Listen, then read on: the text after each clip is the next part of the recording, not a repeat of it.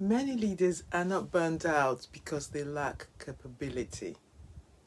They are burnt out because they have been operating in survival mode for too long, overworking, overproving, overfunctioning, constantly carrying responsibility, constantly delivering, constantly feeling as though they need to demonstrate their value. And the challenge is that many workplaces reward these behaviors. The leader who never switches off, the employee who always says yes, the person who keeps performing no matter what is happening internally. But success should not feel like constant survival, because sustainable leadership requires something different.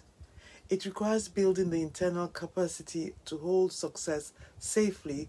For many high performers, slowing down can feel uncomfortable and even unsafe. Some have spent so many years associating productivity with worth that rest feels like failure. Yet rest is not laziness. Rest is regulation. It is allowing your mind and your body to recover so that you can lead from clarity rather than from exhaustion. So here's a simple practice. At least once a day, pause and ask yourself, am I resting because I'm finished, or am I avoiding rest because I believe my worth depends on doing more? Sometimes the most powerful leadership decision is giving yourself permission to stop. Another important shift is learning how to receive.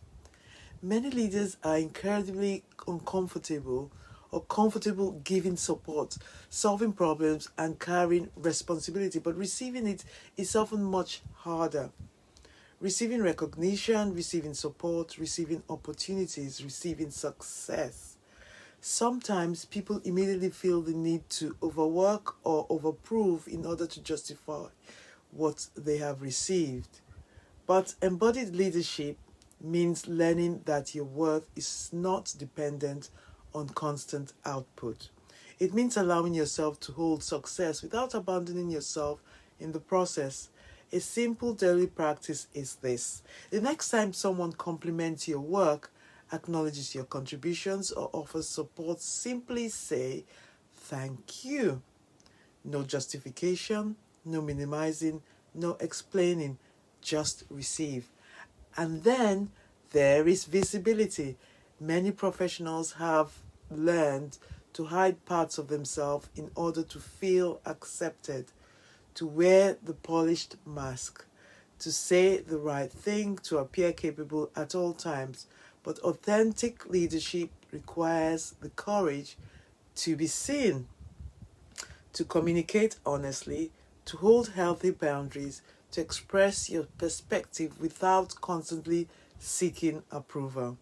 Because leadership is not about perfection, it is about presence. One way to practice this is to ask yourself, where am I shrinking, editing, or silencing myself to make other people comfortable?